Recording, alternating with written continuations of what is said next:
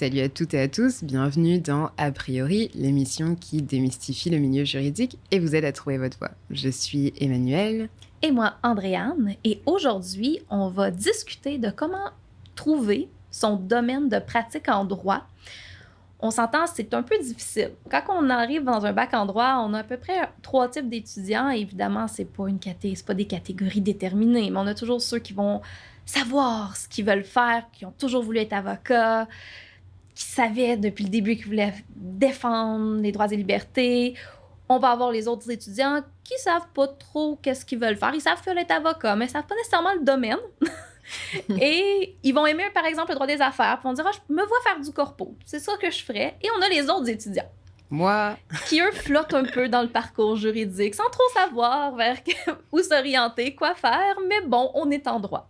Alors aujourd'hui, sans prétention aucune, on va vous partager nos parcours respectifs, vous expliquer un peu comment nous, on a trouvé notre domaine, comment c'est arrivé, en souhaitant que ces pistes de réflexion-là puissent vous aider également, vous, à choisir votre milieu, à vous identifier ou à vous poser des questions qui vont vous permettre d'atteindre un milieu juridique, une pratique dans un domaine qui va vous correspondre. Parce qu'on s'entend, c'est important, on passe beaucoup de temps au travail, donc l'idée d'avoir un milieu, un domaine qui correspond à nos valeurs, qui nous correspond, c'est quand même important. Effectivement. Puis Andréane et moi, on a des parcours... La façon dont on a trouvé notre domaine de pratique, si on l'a trouvé en fait, peut-être qu'on est encore en pleine réflexion et en recherche, il est assez différent. Parce que moi, c'est un peu le domaine qui m'a choisi, entre guillemets. Mais Andréane a eu une expérience assez mystique. Dans les contrées de l'Irlande où elle a rencontré une sorte de Gandalf du droit qui lui a dit comment en fait on trouvait son domaine de pratique. J'ai trouvé cette histoire excellente, puis à chaque fois qu'on a une nouvelle cohorte d'étudiants, je lui demande de la raconter parce que c'est génial. Alors peux-tu la raconter? Ben oui. En gros, contrairement à toi où que le domaine t'a trouvé, moi, quand j'ai commencé mon bac en droit, j'ai fait le tour de l'Irlande et durant l'été, puis je me suis dit c'est un peu un pèlerinage, mais plus pour avoir du plaisir. Là, j'allais pas chercher de l'illumination en Irlande en soi. Et on est en voiture dans le Connemara. Donc, le Connemara en Irlande, c'est la partie qui est vraiment à l'ouest. Et c'est des contrées. Les montagnes que vous imaginez quand vous pensez à l'Irlande, c'est vraiment là-bas. Et on est perdu dans les petites rues sinueuses. Il y a des moutons dans les rues. Donc, il faut faire attention. On conduit du mauvais côté de la rue. On est vraiment perdu. Quelque peu de ma faute, je l'avoue. Donc, on s'arrête dans un pub et on va demander notre chemin. Et quand on arrive, les gens sont très sympathiques en Irlande. C'est vraiment des gens qui sont très chaleureux et ils décident, possiblement parce qu'on avait l'air perdu et très touriste, de nous faire croire qu'on est vraiment très, très loin de notre objectif, que, mon Dieu, c'est impossible de retourner à notre hôtel d'ici la nuit, ça se fera pas, c'est impossible. Et là, moi, je me mets à paniquer. Mon ami commence à être fâché après moi. Et là, je me dis, oh mon Dieu, ça va pas bien. Et quand les gens réalisent la bisbille qu'ils sont en train de créer entre nous, il y a quelqu'un dans le fond du pub qui dit, OK, c'est beau, arrêtez, dites-leur la vérité. Puis là, on apprend que finalement, on n'est pas très perdu, on est à 1 heure de où on doit être. Donc... Et c'était Gandalf. Donc, je me souviens malheureusement pas le nom de cet homme, mais cette personne-là, il dit, servez-leur des bières. Donc, on s'assoit, on boit, et moi, je vais m'asseoir avec l'homme en question. Et il me demande ce que je fais dans la vie. Je dis, j'étudie en droit, je vais être avocate et tout. Et là, il me dit, tu sais, qu'est-ce que tu veux faire? J'ai dit, moi, j'aimais également le droit des affaires, donc je me voyais faire du droit corporatif à l'époque, alors je lui dis ça. Et là, il me regarde très sérieusement, une personne que j'ignore son nom, me dit, tu fais la mauvaise chose. C'est pas comme ça qu'il faut que tu fasses. OK. Donc, mais à ce moment-là, tu savais qu'il était avocat ou? Je le sais pas encore. Okay. Et là, c'est là qu'il m'apprend que lui, ça fait plusieurs années qu'il est avocat, qu'il est à la retraite, et il me dit qu'il faut se questionner sur à quoi on veut que nos journées ressemblent. Donc, à tous les jours, quels sont lui me disait 3 éléments, sont les 3 éléments que notre pratique doit avoir pour qu'on soit heureux. Et ensuite, il faut avoir un domaine qui nous permet d'atteindre ça. Mm-hmm. Donc, je vais vous avouer, à l'époque, j'en avais pas tant fait un cas. Là, moi, j'étais en voyage. Donc, j'étais plus à cet aspect-là. Puis, j'ai pas tant réfléchi à ça jusqu'à ce que j'arrive à l'école du barreau. Moi, à l'école du barreau, je n'avais pas de stage. Malgré la course au stage et tout, j'avais pas de stage quand j'ai fait l'école du barreau. Je vous dis, je me suis trouvé un stage, tout a bien été. Donc, c'est pas la fin du monde. Heureusement, sinon, tu serais pas là, en fait, en train de nous parler. Exactement. Donc, quand j'ai eu à choisir après avoir passé l'école du barreau, je me suis dit, bon, là, il faut que je me trouve un stage. Je me suis souvenue de cette personne-là et je me suis dit, bon, on va essayer, on va regarder parce que je m'identifiais pas vraiment dans rien. Je savais pas ce que je voulais faire vraiment. Je savais plus ce que je voulais pas faire. Ouais. Et je me suis mis à me questionner qu'est-ce qu'il me faut. Et moi, je suis arrivée avec la conclusion que la relation d'aide, c'était essentiel pour moi. Donc, moi, je devais être en contact avec des gens, je devais parler avec du monde. C'était vraiment important. Je voulais plaider. Moi, c'est quelque chose que je voulais. Je voulais être à la cour souvent. Je voulais pouvoir aller devant des juges et tout ça. Mais pourquoi, attends, je voulais juste te couper, pourquoi est-ce que tu voulais plaider? Genre, qu'est-ce qu'il y avait derrière cette envie, tu vois, de plaider? Est-ce que c'était juste parce que, voilà, t'avais vu des films, des émissions, tu sais, ou... Moi, j'ai fait beaucoup de concours de plaidoirie pendant mon parcours. J'avais fait la simulation des Nations Unies, j'avais fait le concours, le Pictet, où on s'est rencontrés, le concours Jean Pictet, et j'avais également fait le concours Laskin. Donc, moi, la plaidoirie, ça a toujours été quelque chose dans lequel je m'identifiais, que je considérais que j'excellais. Donc, c'est quelque chose que j'aimais particulièrement faire. J'aimais le thrill d'être devant le juge, l'anticipation. Aujourd'hui, je dirais que c'est moins présent qu'à l'époque quand j'ai choisi mon domaine de droit, mais c'est quelque chose qui me parlait beaucoup à l'époque, dans lequel je m'étais identifiée, puis que j'avais fait toutes mes expériences que j'avais fait à l'université étaient beaucoup orientées autour de la plaidoirie. Donc moi, dans ma tête, c'est quelque chose qui me correspondait énormément, puis que je voulais retrouver dans ma pratique. Et l'autre chose que je voulais retrouver, c'était... je voulais pas que mes journées se ressemblent. Moi, je voulais pas rentrer au bureau puis savoir que j'allais, par exemple, réviser un contrat ou réviser quelque... Il fallait que ça change. Il fallait que je sois à la cour, il fallait que je sois en recherche, il fallait après ça que je rencontre un client ou après ça que je rédige une procédure. Moi, c'est ce que je voulais que ma pratique m'apporte. Je voulais pas faire la même chose parce que je suis quelqu'un qui se tente rapidement de faire la même chose. Ouais, c'est clair. Ça peut être lassant de toujours avoir à faire les mêmes tâches. Bon, à part si t'es quelqu'un, voilà, de très routinier et qui adore savoir, tu sais, exactement ce qu'il va devoir faire et...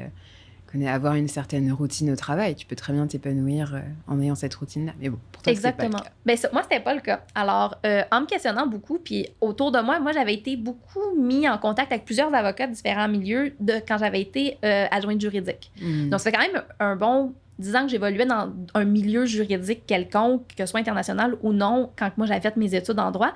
Donc, j'avais quand même une idée relative de certains domaines. Et le droit familial s'est un peu imposé de lui-même, principalement à cause de la relation d'aide. Alors, moi, je voulais accompagner les gens dans ce deuil-là, parce qu'un divorce ou une rupture, c'est une forme de deuil. Pour moi, c'est quelque chose qui me parlait beaucoup, quelque chose qui correspondait à la personne que je suis, d'écouter les gens, de les épauler dans ça. Moi, ça me dérangeait pas qu'on m'appelle souvent. Je sais qu'il y a certaines...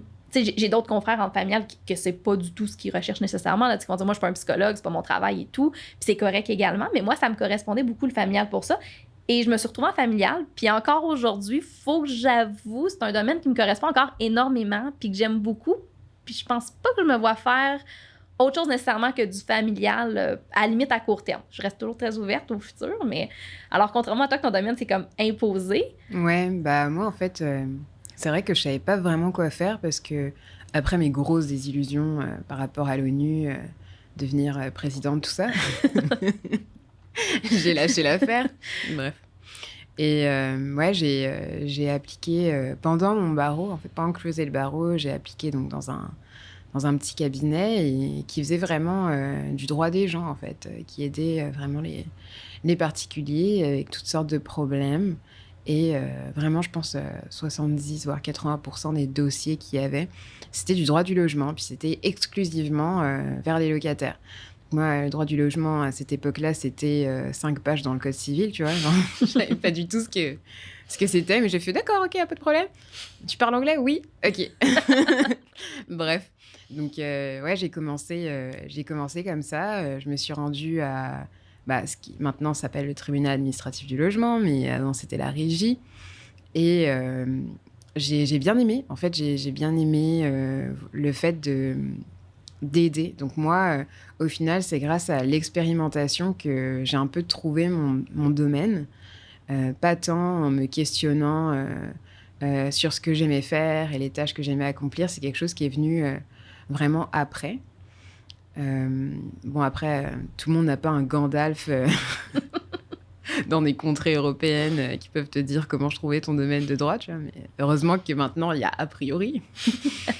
Mais ouais, ce que j'aime, en fait, dans le droit du logement, c'est le fait de te servir de tes connaissances, puis les transmettre à des gens. Parce qu'il y a beaucoup de personnes, en fait, qui se représentent seules au tribunal du logement. Donc, c'est intéressant aussi de simplifier le droit pour eux, pour ensuite, eux, ils aient les clés pour se représenter seuls. Donc, quand je pratiquais, je les représentais. Mais maintenant, à la clinique juridique, on ne peut pas faire ça. Donc, on leur donne l'information et les clés pour qu'ils puissent se représenter seuls. Mais lors de ma pratique, moi, ce qui me manquait, c'était vraiment ça. C'était vraiment cette transmission. Il y avait quelque chose qui me manquait, que je ne savais même pas d'ailleurs que j'avais. C'était cette valeur de transmettre mes connaissances, puis d'en faire quelque chose d'utile et de pas juste les garder pour moi ou de représenter des gens, mais qui savaient pas plus finalement leurs droits après ça. Enfin, je veux dire, on les représente certes, mais sur le coup, eux, finalement, ils gèrent leur stress comme ils peuvent, mais ils sont pas plus au fait ou plus attentifs à ce qui se passe dans le tribunal, tu sais, ça va vite, etc. Alors que là, avec la clinique, c'est ça qu'on leur apporte, tu vois, la transmission du savoir, des connaissances, on la simplifie, on la vulgarise pour leur montrer que eux aussi, ils peuvent le faire, en fait. C'est pas quelque chose qui est exclusivement réservé à des avocats. Des avocats, ne faites pas de pratique illégale, on s'entend. Ne dites pas que vous êtes avocat devant le juge si vous l'êtes pas, ça peut avoir de lourdes conséquences. Mais voilà, puis aussi... Mais je t'arrête, Emmanuel, sur ça. Tu dis que tu as identifié que la transmission du savoir, c'est important pour toi. Tu as fait comment pour arriver à ce constat-là que toi, tu avais besoin de transmettre ton savoir? Ouais. Quand je pratiquais en cabinet, je ne savais pas, en fait. Okay. Je savais qu'il y avait quelque chose qui me manquait. Et d'ailleurs, au début, je pensais que c'était le domaine de droit, tu vois, qui ne me correspondait pas. Et je suis une personne qui me lasse quand même vite.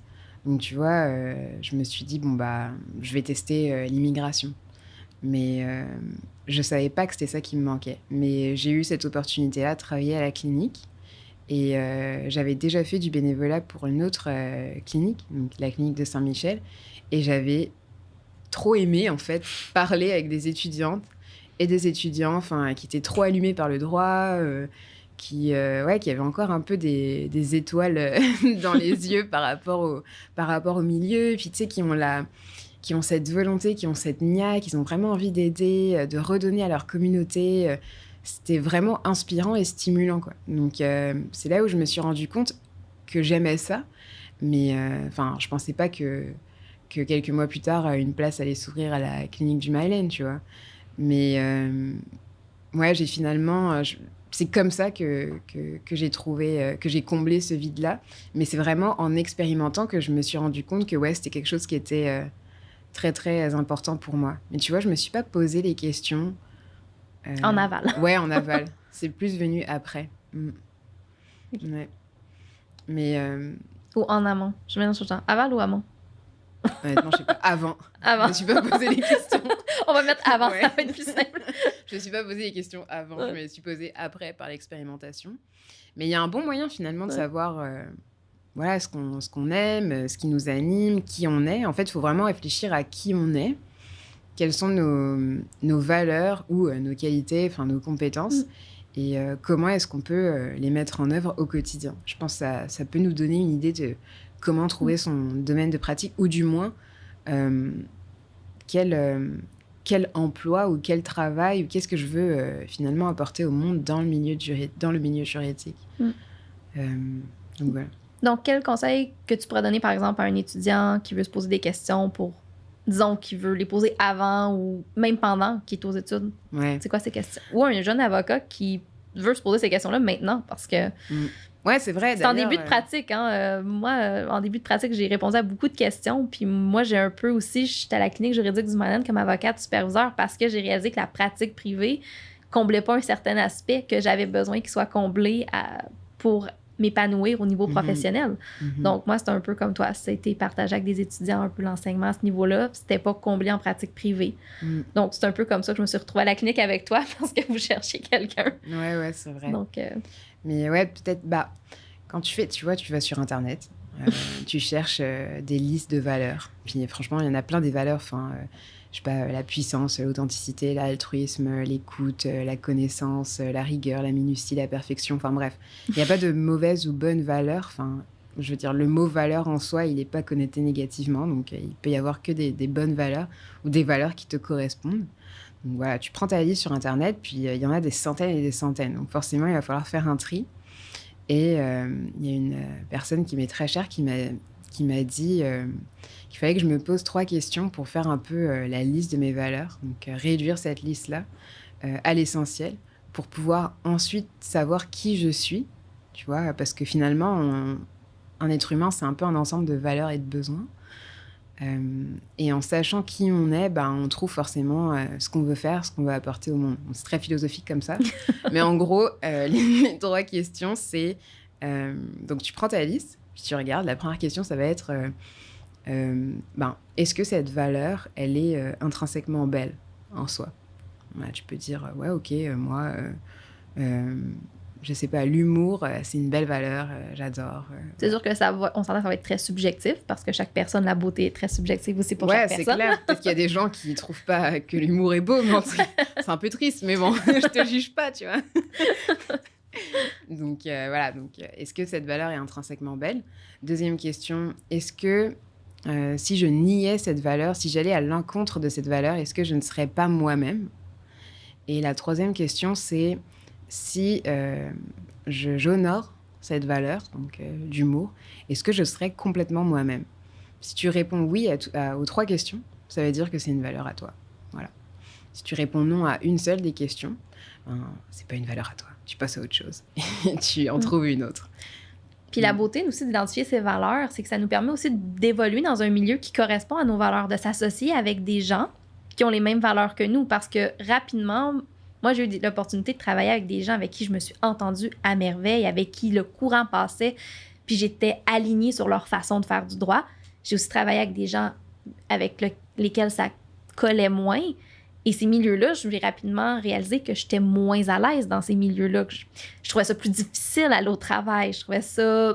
Il y avait toujours des choses qu'on me demandait de faire des fois que j'avais un conflit intérieur ou que je n'étais pas à l'aise. Donc, je pense que c'est vraiment important d'identifier ses valeurs. Mm-hmm.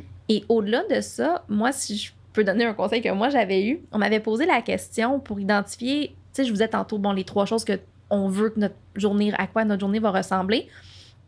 C'est plus relativement aux tâches, tu sais, aussi un peu, quelque peu, là. Moi, je m'étais fait poser la question, c'est quand la dernière fois que tu as eu du plaisir au travail?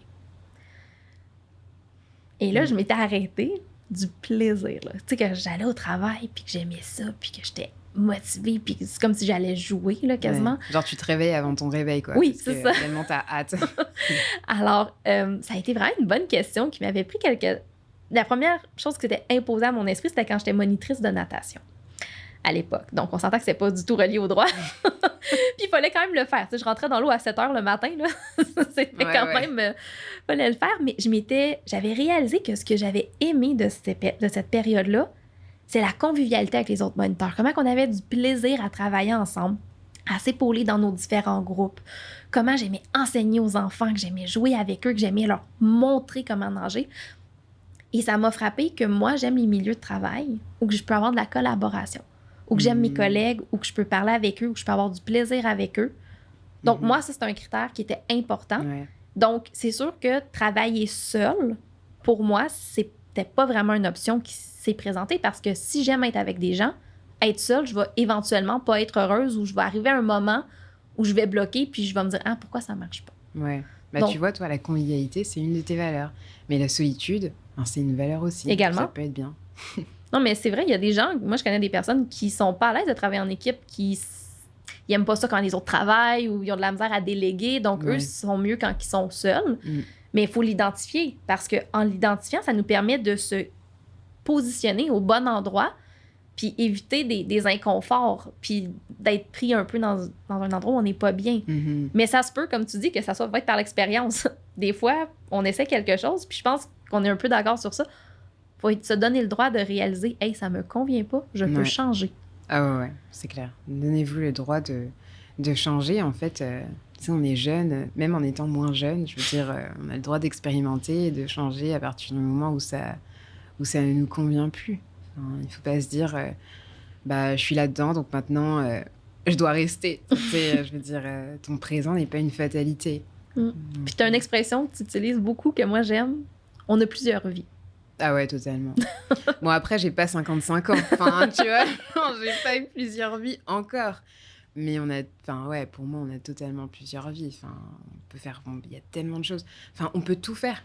On a cette chance-là à partir du moment où tu peux manger, boire, respirer, t'as un toit sur la tête, tu peux combler tes besoins primaires. La porte est grande ouverte, en fait. Tu peux tout faire. Et si tu sais pas comment faire, tu peux apprendre, tu vois. Donc, alors, il y aurait identifier vos valeurs, qui serait probablement un des premiers conseils qu'on pourrait vous donner. Identifier à quoi vous voulez que vos journées ressemblent. Questionnez-vous sur les tâches que vous voulez. Et une autre que j'aime beaucoup qu'on pourrait vous donner comme conseil, et encore une fois, il y a plusieurs autres façons. Si vous avez des trucs qui vous ont été donnés, n'hésitez pas à les mettre dans les commentaires ci-bas. Ça pourrait aider d'autres personnes. Donc, c'est un partage d'expérience qu'on fait ici. Là, on n'a pas la prétention d'avoir tous les trucs pour identifier son domaine. Mais un autre critère ou truc qu'on pourrait vous donner, si on peut le mettre comme ça, c'est appeler des avocats ou approcher des gens qui sont dans le milieu que vous pensez aimer. Parce qu'en parlant des gens qui pratiquent, vous allez aussi avoir une bonne idée à quoi la pratique ressemble. Est-ce que ça vous convient?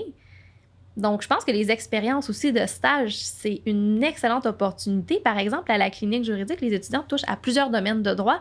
Donc, c'est une façon, par un stage, de pouvoir explorer tellement de domaines, mais aussi les explorer non tant dans les lois qui s'appliquent dans le domaine, mais également dans la pratique quotidienne. Ouais. Donc, quand on donne des informations aux usagers, il y a de l'information aussi qui va au niveau de la procédure qu'on va transmettre. Donc, par exemple, ça fonctionne comment? Un appel du rôle. Donc, quand il faut que tu fasses un appel du rôle, puis ça veut dire quoi? Aller en 2-17. Par exemple, en familial. Donc, c'est des choses comme ça que les étudiants vont apprendre, vont pouvoir explorer. Donc, des expériences aussi de stage, c'est vraiment une belle opportunité pour vous de vous mettre dans un domaine et voir j'aime ou j'aime pas. Moi, j'avais fait beaucoup de stages aussi à l'époque dans différents domaines, puis j'en ai fait un où on m'avait donné beaucoup de recherches dans le stage que j'avais fait, puis j'avais réalisé que faire de la recherche tout le temps, j'aime moins ça. Ouais, donc, non plus. Ça m'avait permis d'identifier que je peux en faire, mais il faut pas que ce soit juste ça. Faut pas que ça dure plus d'1 heure là, par jour, parce que sinon, à un moment, je suis tannée. Mais ouais, c'est vrai. Mais tu sais, je pense qu'il y a en nous écoutant, nous-mêmes, parler, tu vois, il y a une question qui me vient, c'est... Les gens pourraient se demander, mais ok, vous dites les valeurs, etc., nos besoins, c'est bien tout ça, mais il peut y avoir en fait plein de valeurs qui correspondent à tous les domaines de pratique. Comment on fait pour savoir quelle valeur va avec quel domaine de pratique? Puis comment on fait pour connaître tous les domaines de pratique? C'est sûr que connaître tous les domaines de pratique, je pense que même moi, je les connais pas tous. J'en prends encore des choses des fois qui me surprennent, que je savais pas que ça existait. Comme récemment, tu m'avais parlé d'une de tes amies en droit de la mode et tout ça. Je suis comme, oh, OK. Donc, je me doutais qu'il y avait du droit, mais bon, je m'étais jamais vraiment posé la question. Quand j'avais fait mon Juris Doctor en common law, j'avais appris sur le droit au niveau olympique, donc tout le droit qui régit l'arbitrage quand un athlète est exclu et tout ça. Donc, quelque chose que je me doutais qu'il y avait quelque chose, mais je ne m'étais jamais posé la question. Alors, je crois que la première chose à faire, si ça correspond à plusieurs domaines, quitte à approcher des gens dans les différents domaines, voir un peu plus, est-ce que j'aime plus un ou l'autre? Et au final, ça va être des essayés. Essayer. Est-ce que ça me convient, ça me convient pas? Puis, je pense que c'est pas mal... comme ça que ça paraissait ailleurs. Il n'y a pas de solution. T'sais, moi, j'ai été chanceuse quand même. Je suis tombée sur un domaine que j'ai cru qu'il allait me correspondre et qui me correspond.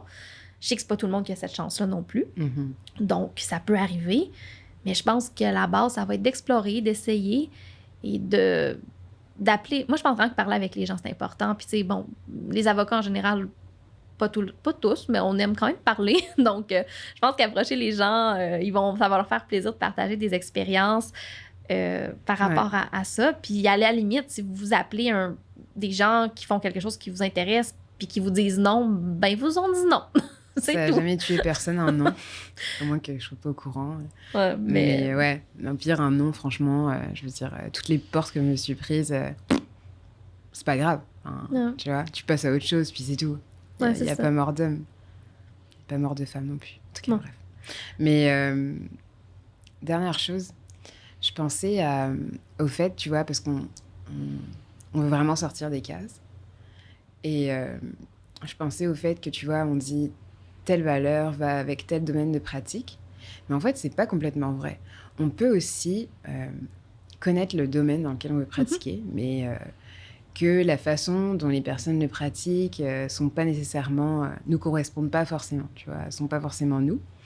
Ben, toi-même, tu peux décider de le pratiquer autrement, tu vois. C'est pas parce que y a plein... Bon, tu dois respecter les procédures, bien sûr. Enfin, tu dois respecter la loi. Je dis pas être contre la loi, mais toi-même, tu peux vraiment façonner ta pratique à ton image. Donc, par exemple, si tu es une personne qui est très à l'écoute et voilà, qui veut passer beaucoup de temps à parler avec son client, qui parfois sort un peu du cadre juridique, ben c'est OK aussi, tu vois. C'est bon, après, il y a toutes des questions de honoraires, etc. Mais dans tous les cas, tant que tu es clair avec ton client, normalement, il ne devrait pas y avoir de problème. En général, il y a une convention de mandat qu'on fait signer aux clients, donc tant qu'on honore la convention de mandat, ça devrait être correct. Ouais. Donc voilà, si tu es quelqu'un voilà, qui rit beaucoup, qui peut pas faire 2 phrases sans faire des jokes, c'est possible. Bon, après, tu peux aussi tomber devant un juge qui aime pas trop tes blagues. Enfin, quand tu es en train de plaider, il faut aussi garder un minimum de sérieux. Mais avec tes clients, tu as le droit d'être ouvert, tu as le droit d'être toi-même et ouais, d'avoir une pratique qui est pas genre psycho-rigide. Voilà. Puis peut-être qu'il y a un exemple qu'on peut donner. Souvent, le droit corporatif, on se l'imagine dans les gros cabinets avec on révise des contrats et tout. Puis bon, j'en parle, j'ai rien contre ça du tout, mais il y a des gens aussi qui vont aimer le droit, mais ça va être plus avec les PME. Fait que ça va être aider les gens à bâtir leur compagnie qui est un peu différent de la. Tu sais, c'est du droit des affaires, mais fait différemment. Donc, dans chaque domaine, il y a des façons très différentes de le pratiquer. Puis, vous allez trouver votre voie. T'sais, si vous aimez du corpo, par exemple, puis vous aimez ça réviser les contrats, bien peut-être que oui, avec les plus grosses compagnies, ça va être plus souvent ça. Peut-être que même avec les PME, les bails commerciaux et tout. Donc, il y a plusieurs aspects d'une pratique. Il ne faut pas avoir des œillères et, je vous dirais, le voir comme le monde veut qu'on le voit. On écoute des séries, on écoute des films, on a toute cette image-là de l'avocat par le reflet que la société nous le renvoie. Et on a tendance des fois à se mettre nous-mêmes nos œillères et faire, bon, ben si je fais du corpo, ça va être ça. Alors qu'il y a autant de façons probablement de pratiquer le corpo qu'il y a d'avocats. Donc, c'est à vous aussi de créer un peu votre façon de le faire, puis de le voir, puis de peut-être l'adapter en fonction des différents aspects qu'il y a dans la pratique. Donc, ne pas se fermer, rester très ouvert à comment le pratiquer.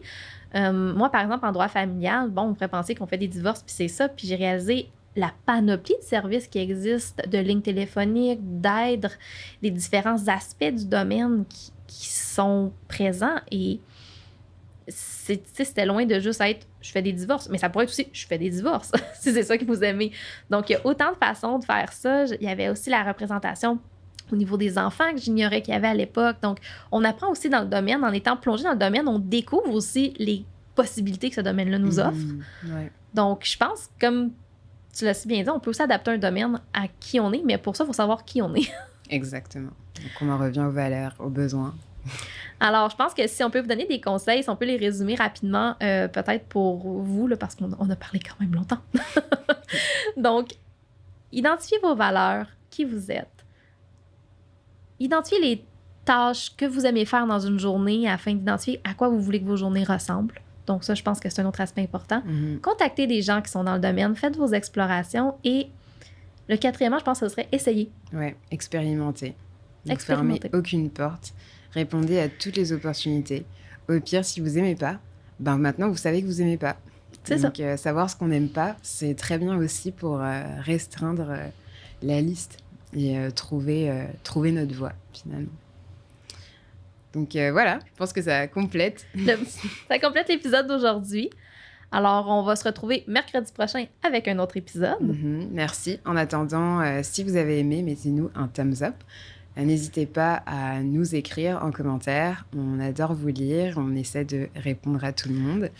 Alors, voilà, donnez vos conseils, vos suggestions, vos questions aussi. Oui. On veut bien y répondre. Et voilà, partagez sur les réseaux sociaux. a priori, est une émission réalisée par le studio SF, co-créée et animée par Andréane Martel et moi-même, Emmanuel Moussa, et produit par la clinique juridique du Myland. Donc, merci, à la prochaine! Bye!